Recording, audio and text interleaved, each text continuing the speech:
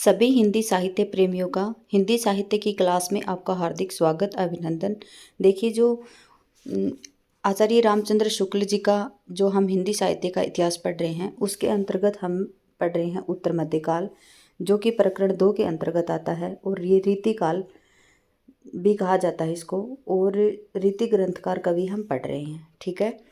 रीति जो उत्तर मध्यकाल है उसमें प्रकरण 1 के अंतर्गत उत्तर मध्यकाल, जिसे हम रीतिकाल भी कहते हैं, हम ही नहीं कहते, आचार्य रामचंद्र शुक्ल जी ने रीतिकाल को उत्तर मध्यकाल कहा है, ठीक है। तो जो रीतिकाल है उसका जो प्रकरण 1 पढ़ा था हमने जो हिंदी साहित्य के इतिहास के अंतर्गत, तो उसमें प्रकरण 1 में पढ़ा था हमने रीतिकाल के संबंधित जो उनकी जो सामान्य परिचय हैं वो।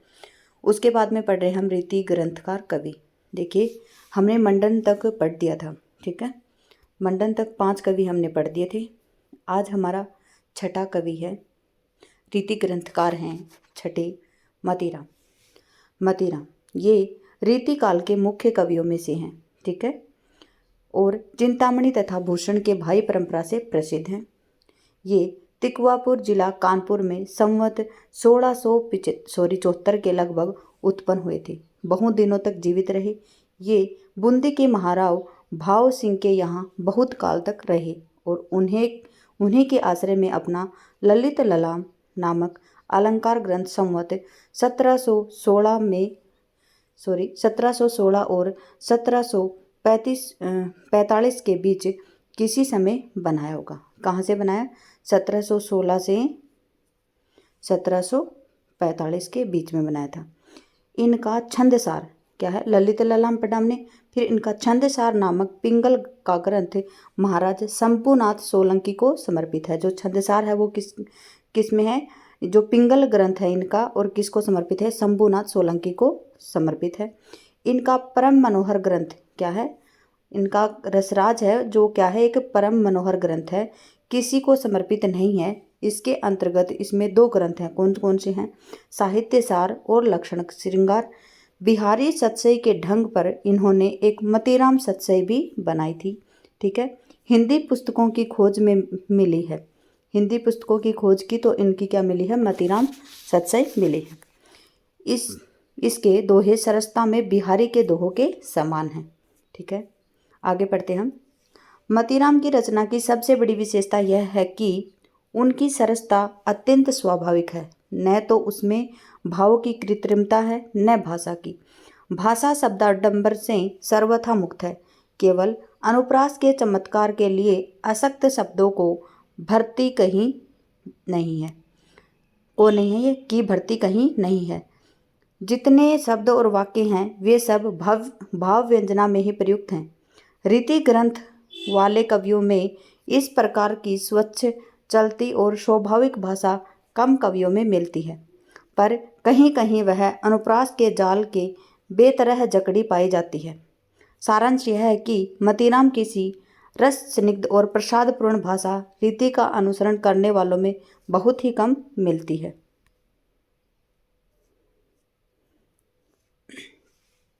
भाषा के ही समान मतीराम के न तो भाव कृत्रिम हैं और न उनके व्यंजक व्यापार और चेष्टाएं भावों को आसमान पर चढ़ाते और दूर की कोड़ी लाने के फेर में ये नहीं पड़ी हैं। नायिका के विरह ताप को लेकर बिहारी के समान मजाक इन्होंने नहीं किया है। इनके भाव व्यंजक व्यापारों की श्रृंखला सीधी और सरल है, बिहारी के समान चक्करदार नहीं। वचन वक्रता भी इन्हें बहुत पसंद न थी। जिस प्रकार शब्द वैचित्र्य को ये वास्तविक काव्य से पृथक वस्तु मानते थे, उसी प्रकार ख्याल की झूठी बारीकी को भी मानते थे, ठीक है। इनका सच्चा कवि हृदय था। क्या था ये? इनका सच्चा कवि हृदय था। ये यदि समय की प्रथा के अनुसार रीति की बंधी लीकों पर चलने के लिए विवश न होते, अपनी स्वाभाविक प्रेरणा के अनुसार चलने पाते, तो और भी स्वाभाविक और सच्ची भाव विभूति दिखाते, ठीक है। क्या कहा गया है कि ये जो रीति के जो बंधी लकीरें हैं ना, उसमें चलने के लिए विवश हो गई। अगर ये विवश नहीं होते और अपने स्वभाव की प्रेरणा के अनुसार अगर ये चलते, अपने स्वभाव के अनुसार ये अपनी काव्य रचना करते, तो इनकी सच्ची भाव विभूति हमें दिखाई देती, इसमें कोई संदेह नहीं है। भारतीय जीवन से छाटकर लिए हुए इनके मर्म स्पर्शी चित्रों में जो भाव भरे हैं वे समान रूप से सबकी अनुभूति के अंग हैं। इनकी दो रचनाएं बहुत ही महत्वपूर्ण हैं। जब मैं क्वेश्चन आंसर करवा रही थी रीतिकाल से संबंधित, तब भी मैंने आपको बताया था कि इनकी जो दो रचनाएं हैं रसराज और ललित ललाम बहुत ही प्रसिद्ध हैं। इनकी रसराज और ललित ललाम मतीराम के ये दो ग्रंथ बहुत ही प्रसिद्ध हैं, क्योंकि रस और अलंकार की शिक्षा में इनका उपयोग बराबर होता चला आया है। वास्तव में अपने विषय के ये अनुपम ग्रंथ हैं। उदाहरणों की रमणीयता के से अनायास रसों और अलंकारों का अभ्यास होता चलता है। रसराज का तो कहना ही क्या है। ललित ललाम में भी अलंकारों के उदाहरण बहुत ही सरस और स्पष्ट हैं। इसी सरसता और स्पष्टता के कारण ये दोनों ग्रंथ इतने सर्वप्रिय रहे हैं। रीतिकाल के प्रतिनिधि कवियों में पद्माकर को छोड़ किसी कवि में मतीराम किसी चलती भाषा और सरल व्यंजना नहीं मिलती है। अगर आपसे पूछें कि रीतिकाल के प्रतिनिधि कवियों में पद्माकर को छोड़ और किसी कवि में मतीराम किसी चलती भाषा और सरल व्यंजना नहीं मिलती है, तो ये किसने कहा है? ये रामचंद्र शुक्ल जी ने कहा है। किसके लिए? मतीराम के लिए कहा है। बिहारी की प्रसिद्धि के कारण बहुत कुछ उनका वाग वेदग्ध है। दूसरी बात यह है कि उन्होंने केवल दोहे कही हैं, इससे उनमें वह नाद सौंदर्य नहीं आ सका जो कवित्व सवैयों की लय के द्वारा संगठित होता है। देखिए, मतीराम की कविता के कुछ उदाहरण नीचे दिए गए हैं, ये आप याद रखेंगे। ये मैं पढ़ देती हूँ। कुंदन को रंग फीको लगे, झलके अति अंगनी चारू गोराई, आखिन में अलसानी, चित्तौन में मंजू विलासन की सरसाई, को बिनु मोल बिकात नहीं, मतीराम लहे मुस्कानी मिठाई, जो जो निहारिये तेरे हैं नैननी, त्यों त्यों खरी निकरेसी निकाई। ठीक है, ये कुंदन को रंग फीको लगे, झलके अति अंगन चारू गोसाई, ये आप याद रखेंगे। ये किसकी पंक्तियां हैं? मतीराम की पंक्तियां हैं। देखिए, इनको मैं ब्रैकेट में डाल रही हूँ, आप खुद पढ़ेंगे इनको रोककर।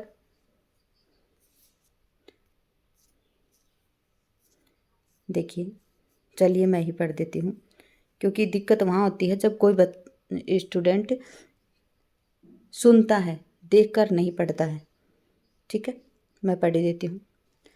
क्यों इन आखिन सोनी हंसक, मोहन को रत पानी पीजे, नेकू निहारे कलंक लगी गाँव, बसे कहूँ कैसे को जीजे। नहीं, ये नहीं पढ़ेंगे हम। ठीक है, इनसे संबंधित पंक्तियाँ नहीं आती हैं। ठीक है, आप इनको रोक के अगर किसी को पढ़ना हो, पसंद हो पढ़ना, तो आप पढ़ सकती हैं।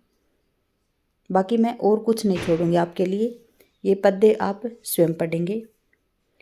ठीक है, देखिए आगे हैं भूषण। वीर रस के ये प्रसिद्ध कवि चिंतामणि और मतीराम के भाई थे। देखिए, भूषण रीति काल में अगर आपको वीर रस के कवि पूछे तो आप बताएंगे भूषण। इनका जन्मकाल संवत 1670 है। चित्रकूट के सोलंकी राजा रुद्र ने इन्हें कवि भूषण की उपाधि दी थी। ये भी याद रखेंगे कि सोलंकी राजा कहाँ का था? राजा रुद्र चित्रकूट के थे, सोलंकी राजा थे वो रुद्र। इन्होंने कवि भूषण की उपाधि दी थी, किसको? भूषण को। तभी से ये भूषण के नाम से प्रसिद्ध थे। इनका असल नाम क्या था इसका पता नहीं है। देखिए, इसमें नहीं पता है। ये कई राजाओं के यहाँ रहे, अंत में इनके मन के अनुकूल आश्रयदाता जो इनके वीर काव्य के नायक हुए छत्रपति महाराज शिवाजी मिले। पन्ना के महाराज छत्रसाल ने यहाँ भी इनका बड़ा मान हुआ। कहाँ पे? जो पन्ना के महाराजा छत्रसाल थे वहाँ पर भी इनका बड़ा मान हुआ था। कहते हैं कि महाराजा छत्रसाल ने इनकी पालकी को कंधा लगाया था, जिस पर इन्होंने कहा था, ये पंक्तियाँ बहुत ही महत्वपूर्ण है, शिवा को बखानो की बखानो छत्रसाल को। ये आप याद रखेंगे। ये पंक्तियाँ किसकी हैं? ये पंक्तियाँ भूषण की हैं। ऐसा प्रसिद्ध है कि इन्हें एक एक छंद पर शिवाजी ने लाखों रुपए मिले थे। ठीक है, शिवाजी से इन्हें लाखों रुपए मिले थे। इनका परलोकवास संवत 1772 को माना जाता है। ठीक है, जन्म कब है? 1670 और मृत्यु इनकी 1772। ये 102 साल जिए थे। रीतिकाल के भीतर श्रृंगार रस की ही प्रधानता रही है। देखिए, रीतिकाल के भीतर किसकी प्रधानता रही है? श्रृंगार रस की प्रधानता रही है। और श्रृंगार काल रीतिकाल को किसने बोला था? तो विश्वनाथ प्रसाद त्रिपाठी ने बोला था। कुछ कवियों ने अपने आश्रयदाताओं की स्तुति में, उनके प्रताप आदि के प्रसंग में उनकी वीरता का भी थोड़ा बहुत वर्णन अवश्य किया है, पर वह शुष्क प्रथा पालन के रूप में ही होने के कारण ध्यान देने योग्य नहीं है। ऐसे वर्णनों के साथ जनता की हार्दिक सहानुभूति कभी हो नहीं सकती थी। पर भूषण ने जिन दो नायकों की कृति को अपने वीर काव्य का विषय बनाया, वे अन्याय दमन में तत्पर हिंदू धर्म के संरक्षक दो इतिहास प्रसिद्ध वीर थे। ठीक है, उनके प्रति भक्ति और सम्मान की प्रतिष्ठा हिंदू जनता के हृदय में उस समय भी थी और आगे भी बराबर बनी रही या बढ़ती गई। ये आप पंक्ति याद रखेंगे। ये किसके लिए कही गई है? तो ये भूषण के लिए कही है। किसकी पंक्तियां हैं? रामचंद्र शुक्ल जी की। इसी से भूषण के वीर रस के उद्गार सारी जनता के हृदय में संपत्ति हुए। ठीक है, भूषण की कविता कवि कीर्ति संबंधी एक अविचल सत्य का दृष्टांत है। जिसकी रचना को जनता का हृदय स्वीकार करेगा, उस कवि की कीर्ति तब तक बनी रहेगी जब तक उसकी स्वीकृति बनी रहेगी। ये किसके लिए है? किसकी पंक्तियां हैं? रामचंद्र शुक्ल जी की है। क्या संस्कृत साहित्य में, क्या हिंदी साहित्य में सहस्रों कवियों ने अपने आश्रयदाता राजाओं की प्रशंसा में ग्रंथ रचे जो आज तक नहीं है, आज पता तक नहीं है। पुरानी वस्तु खोजने वालों को भी कहीं कहीं किसी राजा के पुस्तकालय में, कहीं किसी के घर के कोने में उनमें से दो चार इधर उधर मिल जाते हैं। जिस भोज ने दान दे देकर अपनी इतनी तारीफ कराई, उसके चरित्र काव्य भी कवियों ने लिखे होंगे, पर उन्हें आज कौन जानता है। शिवाजी और छत्रसाल की वीरता के वर्णनों को कोई कवियों ने झूठी खुशामद नहीं कर सकता। देखिए, शिवाजी और छत्रसाल की जो वीरता है उसका वर्णन कोई कवि करता है तो उनकी झूठी खुशामद नहीं कर सकते, क्योंकि वो शिवाजी और छत्रसाल के क्या थे? वीर थे। वो वे आश्रयदाताओं की प्रशंसा की प्रथा के अनुसरण मात्र नहीं हैं। इन दो वीरों का जिस उत्साह के साथ सारी हिंदू जनता स्मरण करती है, उसी की व्यंजना भूषण ने की है। वे हिंदू जाति के प्रतिनिधि कवि हैं। ये कौन कर रहे हैं? रामचंद्र शुक्ल जी। ये छोटी सी पंक्ति है, लेकिन ये आती है कि वे हिंदू जाति के प्रतिनिधि कवि हैं। जैसा कि आरंभ में ही कहा गया है कि शिवाजी के दरबार में पहुंचने से पहले वे राजाओं के पास भी रहे हैं। उनके प्रताप आदि की प्रशंसा भी उन्हें अवश्य ही करनी पड़ी होगी, पर वह झूठी थी, इसी से टिक न सकी। ठीक है, झूठी थी इसलिए क्या नहीं हुई? टिक नहीं सकी। पीछे से भूषण को भी अपनी उन रचनाओं से विरक्ति ही हुई होगी। ठीक है, इनके शिवराज भूषण, सेवा बावनी और छत्रसाल दशक ये ग्रंथ ही मिलते हैं। इसके अतिरिक्त 3 ग्रंथ और कहे गए हैं: भूषण उल्लास, दूषण उल्लास और भूषण हजारा। ठीक है, जो रचनाएं इतनी प्रसिद्ध हैं उनके संबंध में यहाँ यह कहना है कि वे कितनी ओजस्वी और वीर दर्पपूर्ण हैं, पिष्ट पेषण मात्र होगा। यहाँ इतना ही कहना आवश्यक है कि भूषण वीर रस के कवि थे। ठीक है, क्या थे? भूषण वीर रस के कवि थे। इधर इनके 2-4 कविते श्रृंगार के भी मिले हैं, पर वे गिनती के योग्य नहीं हैं। रीतिकाल के कवि होने के कारण भूषण ने अपना प्रधान ग्रंथ शिवराज भूषण अलंकार के ग्रंथ के रूप में बनाया। देखिए, जो इनका जो शिवराज भूषण है वो क्या है? अलंकार निरूपक ग्रंथ है। पर रीति ग्रंथ की दृष्टि से, अलंकार निरूपक के विचार से यह उत्तम ग्रंथ नहीं कहा जा सकता है। लक्षणों की भाषा भी स्पष्ट नहीं है और उदाहरण भी कई स्थलों पर ठीक नहीं है। भूषण की भाषा में ओज की मात्रा तो पूरी है, वह अधिकतर अव्यवस्थित है। व्याकरण का उल्लंघन प्राय है और वाक्य रचना की भी कहीं कहीं गड़बड़ हुई है। इसके अतिरिक्त शब्दों के रूप में भी बहुत बिगड़े गए हैं और कहीं कहीं बिल्कुल गढ़त के शब्द रखे गए हैं। पर जो कवित इन दोषों से मुक्त हैं वे बड़े ही सशक्त और प्रभावशाली हैं। कुछ उदाहरण नीचे दिए जाते हैं। देखिए, ये पंक्तियां आप स्वयं पढ़ेंगे। दाढ़ी के रखेन की दाढ़ी की रहती छाती, बाढ़ी मरजाद जस हद हिंदू वाने की। ठीक है, देखिए,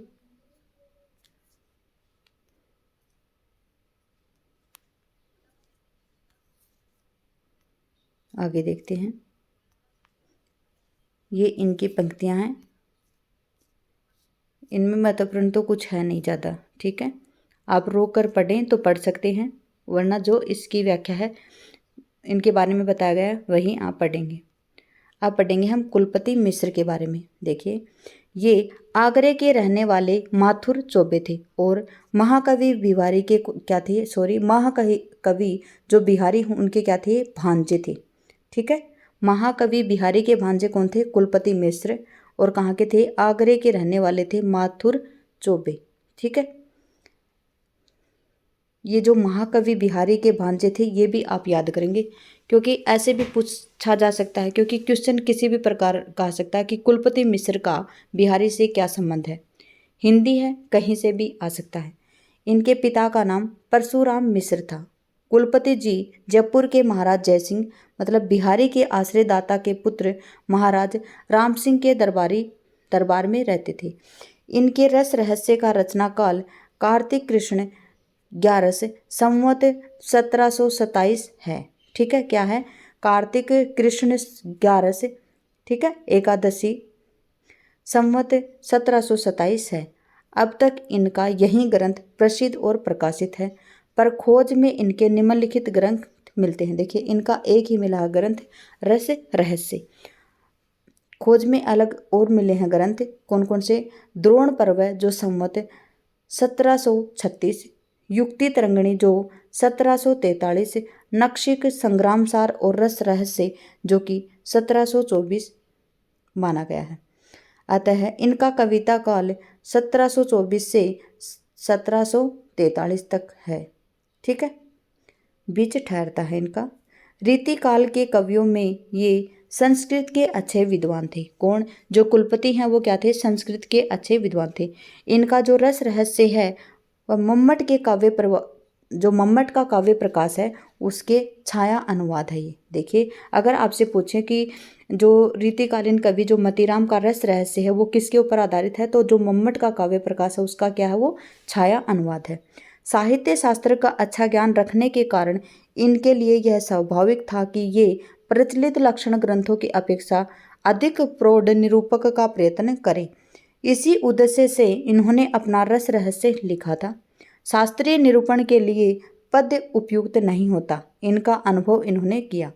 इससे कहीं कहीं कुछ गद्य वार्तिक भी रखा, पर गद्य परिमार्जित न होने के कारण जिस उद्देश्य से इन्होंने अपना यह ग्रंथ लिखा वह पूरा न हुआ। इस ग्रंथ का जैसा प्रचार चाहिए था न हो सका। किसका, रस रहस्य का। जिस स्पष्टता से काव्य प्रकाश में विषय प्रतिपादित हुए वह स्पष्टता इनके ब्रजभाषा गद्य पद्य में न आ सकी। कहीं कहीं तो भाषा और वाक्य रचना दुरूह हो गई थी। ये किसके बारे में कथन है, ये कुलपति मिश्र के बारे में है।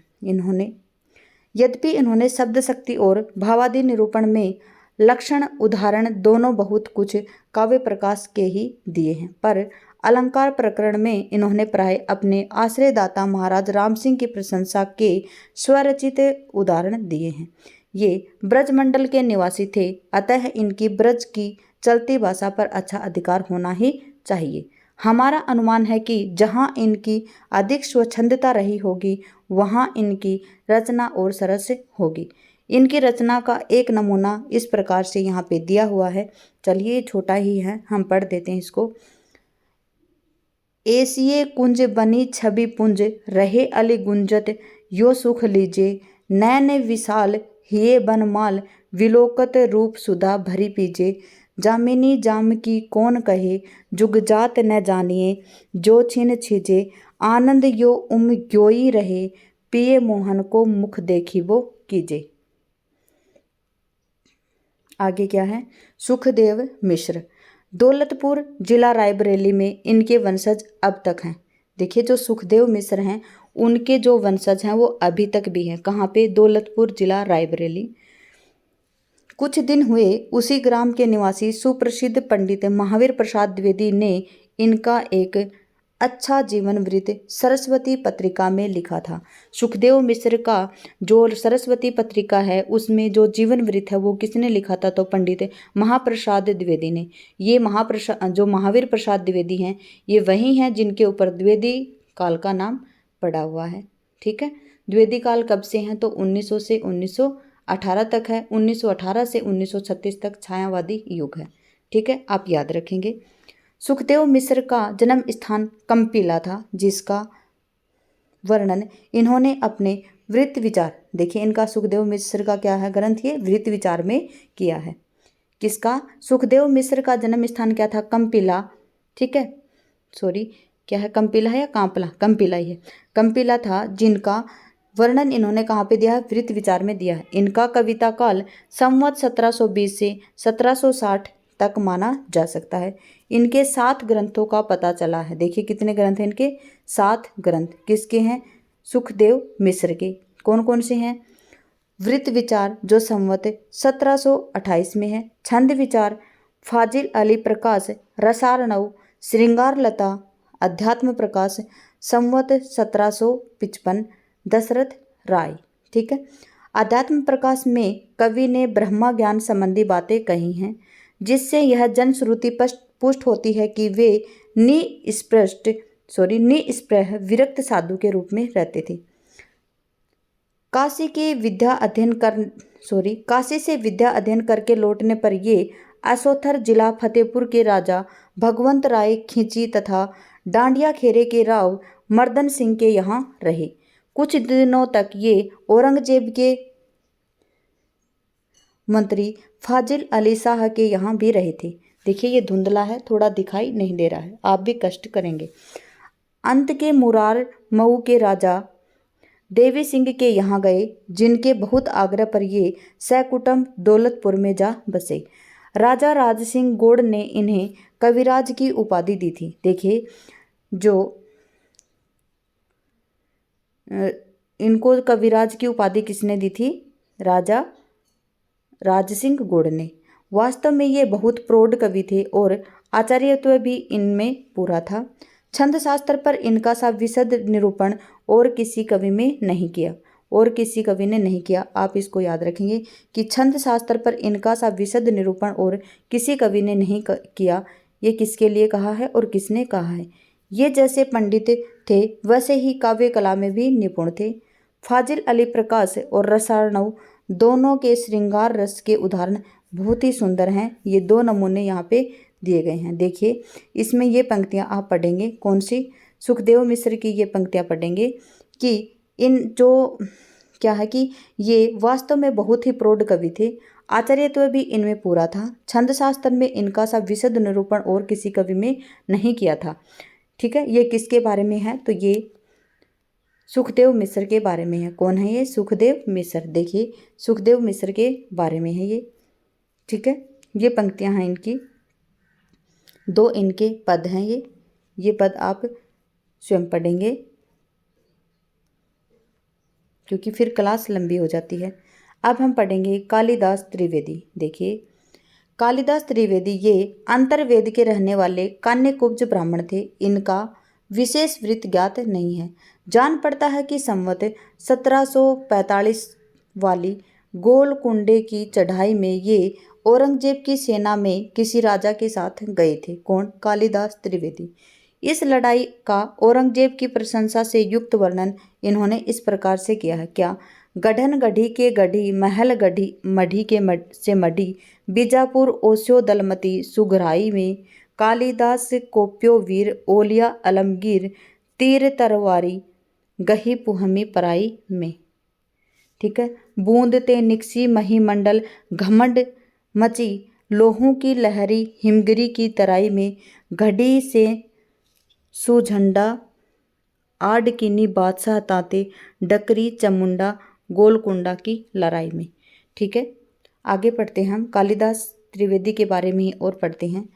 कालिदास का जम्बू नरेश जोगजीत सिंह के यहाँ भी रहना पाया जाता है, जिनके लिए संवत 1749 में इन्होंने वार वधु विनोद बनाया था। किसके लिए बनाया था? जो जम्बू के नरेश थे जोगजीत सिंह, उसके लिए।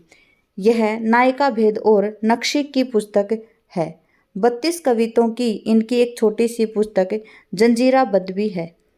राधा माधव बुद्ध मिलन विनोद नाम का एक कोई और ग्रंथ इनका खोज में मिला है। इन रचनाओं के अतिरिक्त इनका बड़ा संग्रह ग्रंथ कालिदास हजारा, देखिए कालिदास त्रिवेदी का एक ग्रंथ है क्या, कालिदास हजारा, बहुत दिनों से प्रसिद्ध चला आता है। इस संग्रह के संबंध में शिव सिंह सरोज में लिखा है कि इसमें संवत 1481 से लेकर संवत 1773 तक 212 कवियों के 1000 पद्य संग्रहित हैं। किसमें? शिव सिंह सरोज में। कवियों के काल आदि के निर्णय में यह ग्रंथ बड़ा ही उपयोगी है। इनके पुत्र कविंद्र और पौत्र दुर्लभ भी बड़े अच्छे कवि थे। किसके? शिव सिंह सेंगर के। ठीक है, पुत्र कौन थे? कविंद्र, और पौत्र कौन थे? दुर्लभ कवि। ये एक अभ्यस्त और निपुण कवि थे। इनके फुटकल कवित इधर उधर बहुत सुने जाते हैं, जिनमें से इनकी सरस हृदयता का अच्छा परिचय मिलता है।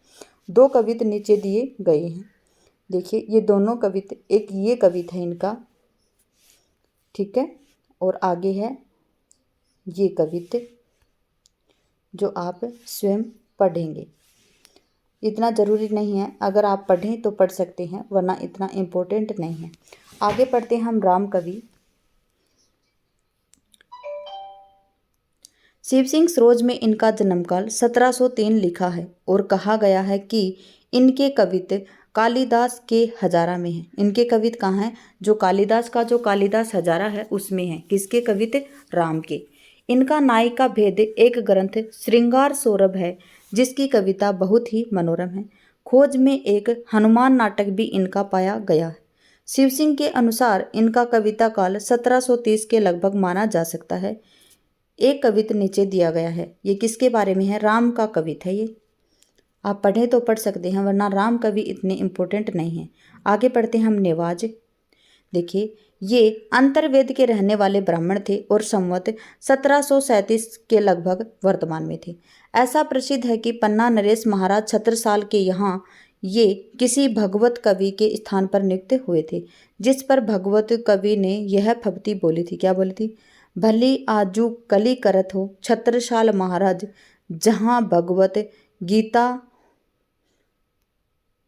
पढ़ी तह कवि पढ़त नेवाज। शिव सिंह ने नेवाज का जन्मकाल क्या माना है? 1739 लिखा है, संवत 1739 लिखा है, जो ठीक नहीं जान पड़ता है, क्योंकि इनके शकुंतला नाटक का निर्माण काल 1737 माना जाता है। 2 और नेवाज हुई हैं, जिनमें एक भगवत राय खींची के यहाँ थे। ठीक है, किसके यहाँ थे? भगवंत राय खींची के यहाँ थे। प्रस्तुत नेवाज का औरंगजेब के पुत्र आजम शाह के यहाँ रहना पाया जाता है। जो इन्होंने जो नेवाज बताया है ये किसके यहाँ थे? तो औरंगजेब के पुत्र जो आजम शाह हैं उनके यहाँ पे थे ये। इन्होंने शकुंतला नाटक का आख्यान दोहा, चौपाई, सवैया आदि छंदों में लिखा है। इनके फुटकल कवित बहुत स्थानों पर संग्रहित मिले हैं, जिनसे इनकी काव्य कुशलता और सहृदयता टपकती है। भाषा इनकी बहुत परिमार्जित, व्यवस्थित और भाव उपयुक्त है। उनकी भर्ती के शब्द और वाक्य बहुत ही कम मिलते हैं। इनके अच्छे श्रृंगारी कवि होने के में संदेह नहीं है। संयोग श्रृंगार के वर्णन की प्रवृत्ति इनकी विशेष जान पड़ती है, जिसमें कहीं कहीं ये अश्लीलता की सीमा के भीतर जा पड़ते हैं। 2 सवैये इनके उद्धृत किए गए हैं। देखी हमें सब आपसू में जो कछु मन भावे सोई कहती है। और ये देखिए आगे पढ़ते हम देव। देखते हैं देव के बारे में कितना, नहीं देव के बारे में लंबा चौड़ा है, इसको हम नहीं पढ़ेंगे। देव पढ़ेंगे हम अगली क्लास में। ठीक है, हमने लास्ट किसके बारे में पढ़ा है तो हम देख लेते हैं। लास्ट हमने नेवाज, 12 कवि हमने रीति ग्रंथकार कंप्लीट कर दिए हैं। अगला हम 13 नंबर पर पढ़ेंगे और 13 पे कौन है? देव। ठीक है, देव से हम अगली क्लास में पढ़ेंगे। क्लास में बने रहने के लिए धन्यवाद। आपका दिन शुभ रहे। जय हिंद, जय भारत, जय जवान, जय किसान।